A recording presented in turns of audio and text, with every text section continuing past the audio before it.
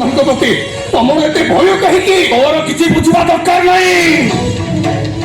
ଯୁଗ ଯୁଗ ଧରି ଶାସନପୁର ଗାଁରେ ବ୍ରାହ୍ମଣ ମାନଙ୍କର ଆଧିପତ୍ୟ ଅଛି। ଏମିତିକି ସେତେବେଳେ ଏଇ ବାଟି ଦେଇ ଜୋତା ପିନ୍ଧି ତାକୁ ବାରଣ କରିଦେଉଥିଲା। ଆଜି କଣ ଟିକେ ଜାତି ପ୍ରଥା ବଦଳି ଦେବା ବୋଲି ଆମେ ଛାତି ଉପରେ ବାଟ ଚାଲିଲା। ତମେ ଆଜି ପର୍ଯ୍ୟନ୍ତ ଆମ ସାହିରେ ଯେତେ ଝିଅଙ୍କର ବାହାଘର ହେଇଛି ସବୁ ବର ପଲିଙ୍କି କହିବା ବିରୋଧୀ ଆସିଛି। କିନ୍ତୁ ଆଜି କାନିର ବର ଘୋଡ଼ାରେ ବସି ବ୍ରାହ୍ମଣ ଶାସନ ଦେଇ ଆସିବ। କାନିର ବର ଘୋଡ଼ା ଚଢ଼ି ସେଇ ବାଟ ଦେଇ ଆସିଲେ ଆମେ ବଡ ହେଇଯିବା ନା ସମାଜରେ ଆମ ଇଜ୍ଜତ ବଢିଯିବ? ତମେ ବୁଝୁନ ଏ ରଘୁ? ଆରେ ଯେତେ ଯାହେଲେ ଆମେ ଦଳିତ ଜାତିର ଲୋକ, ଆଉ ସେମାନେ ଜାତି ଶ୍ରେଷ୍ଠ ବ୍ରାହ୍ମଣ। ତୁ କହିଲୁ ଆମ ବର ଯଦି ଘୋଡ଼ା ଚଢ଼ି ସେଇ ବାଟ ଦେଇ ଆସିବ ସେମାନେ କଣ ସହିପାରିବେ? କି ସହିପାରିବେନି? କାହିଁକି ସହିପାରିବେନି ସେମାନେ? ଆମ ସାହିକୁ ରାସ୍ତା ଥାଉ ଥାଉ କଣ ପାଇଁ ବର ଗହଳି ବିରୋଧୀ ଆସିବ? ବାବା, ବ୍ରାହ୍ମଣ୍ୟବାଦ ବିରୋଧୀ ଗୁରୁ ରବିଦାସ କହିଛନ୍ତି ବରଂ ଗୁଣମାନ ପରିଶ୍ରମୀ ଚଣ୍ଡାଳକୁ ପୂଜା କର, ହେଲେ ଭେଦଭାବ ସୃଷ୍ଟି କରୁଥିବ ସେ ବ୍ରାହ୍ମଣକୁ ଲୁହ। ତୋର କିଛି ଶୁଣିବା ଦରକାର ନାହିଁ, କିଛି ବୁଝିବା ଦରକାର ନାହିଁ।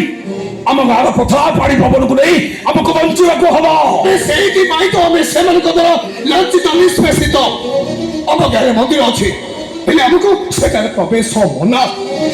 ସରକାର ଆମ ପାଇଁ ରାସ୍ତା ତିଆରି କରିଛନ୍ତି, ହେଲେ ଆମକୁ ସେ ରାସ୍ତାରେ ଚାଲିବା ମନା। କାହିଁକି ବାପା? କାହିଁକି ଆମେ ଜାତିଆଣ ଭେଦଭାବରେ ସାରା ଜୀବନ ଶିକାର ହବା? ଦଳିତ ଜାତିରେ ଜନ୍ମ ହବାଟା ଆମର ସବୁଠୁ ବଡ ଭୁଲ।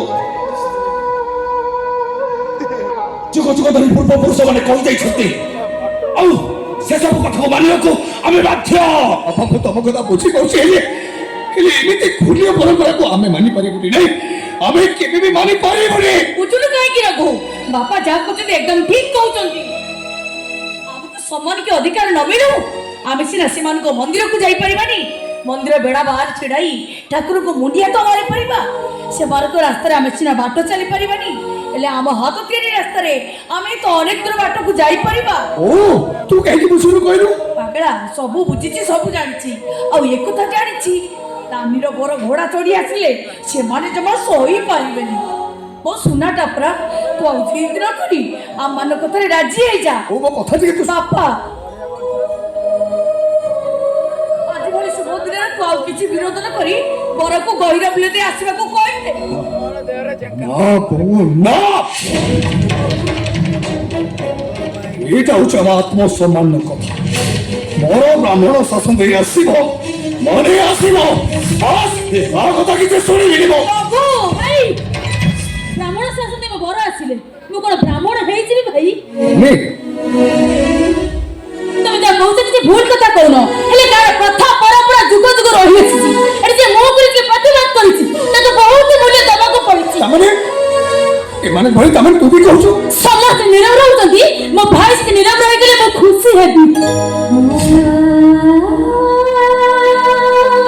ଜାତି ପ୍ରଥା ବିରୁଦ୍ଧରେ ଲଢେଇ କରି କିଛି ହଁ ଭାଇ, ତାହେଲେ ଏକଦମ ଠିକ କଥା କହୁଛୁ। ରାତି ପାଇଲେ ତମେ ଓଏସ୍ ହବ, ଆଉ ତମେ ଓଏସ୍ ପାଇଲା ପରେ ଆମ ଘରର ସବୁ ଦୁଃଖ ଯିବ। ଗାଁରେ ନହେଲେ ନାହିଁ, ମୋ ପାଞ୍ଚ ପଞ୍ଚାୟତରେ ତମକୁ ସମ୍ମାନ ମିଳିବ। ସେଦିନ ଅଲଗା କରି ଆଉ କେହି ମୋ ଭାଇକି ନାକ ଟେକିବେନି। କ୍ଷେତ୍ରରେ କି ବ୍ରାହ୍ମଣ ଅଜାଣ ଛୁଇଁ ଦେଲେ ଗଙ୍ଗା ପାଣି ଛିଞ୍ଚି ହେବେନି। ମୋର କେବଳ ଗୋଟିଏ ଇଚ୍ଛା, ମୋ ଭାଇ ଓଏସ୍ ହବ। ସେଇଥିପାଇଁ ତ କହୁଛି, ଜଣେ ଓଏସ୍ ପାଇଁ ପ୍ରିପେୟାର ହେଉଥିବା ମଣିଷ ଏମିତି ଅନେକ ମତପାତି କେମିତି ସହିଯିବ?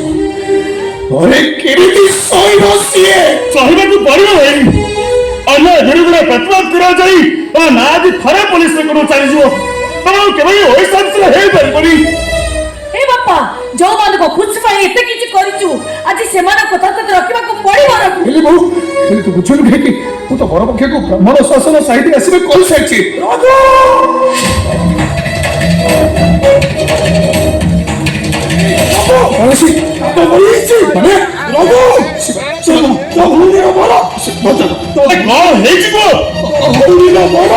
ବ୍ରାହ୍ମଣ ଶାସନ ଦିକେ ଆସିଲା ବେଳେ ସେମାନେ ବ୍ରାହ୍ମଣ ସାହିବାଲା ସହିପାରିଲେନି, ଗଣ୍ଡଗୋଳ ଆରମ୍ଭ କରିଛନ୍ତି।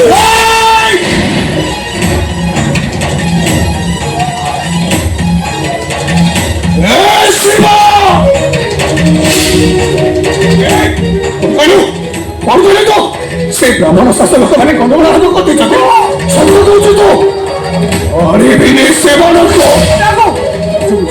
ବ୍ରାହ୍ମଣ କହି ଆମ ଉପରେ ଅତ୍ୟାଚାର କରୁଥିବା ସେ ବ୍ରାହ୍ମଣ ମାନଙ୍କୁ ଉଚିତ ଉଚିତ ଶାସ୍ତି ଦେବି ଚାଲ ମୋ ସାଙ୍ଗରେ ଆରେ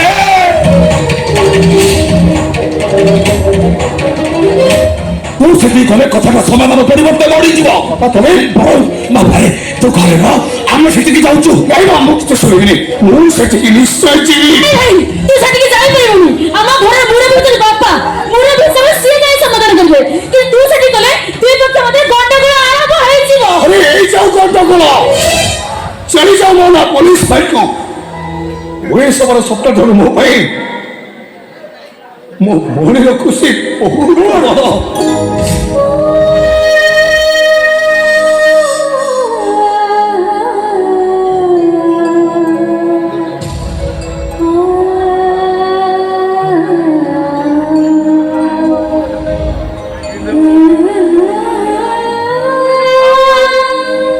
ଶୁଣୁନି ଏ ବାହାଘର ବହୁତ କଷ୍ଟରେ ହେଉଛି ଆଜି ହେଉଛି ତୋ ବାହାଘର ସତ କହୁଛି ଓ ବାହାଘର ଏଇଟା ମୋ ପ୍ରତିଜ୍ଞା ଯିଏ ତୋ ସାମ୍ନାକୁ ବାହାରିବ ତାର ଆଜି ମରିବ ତ ଫାଇଦା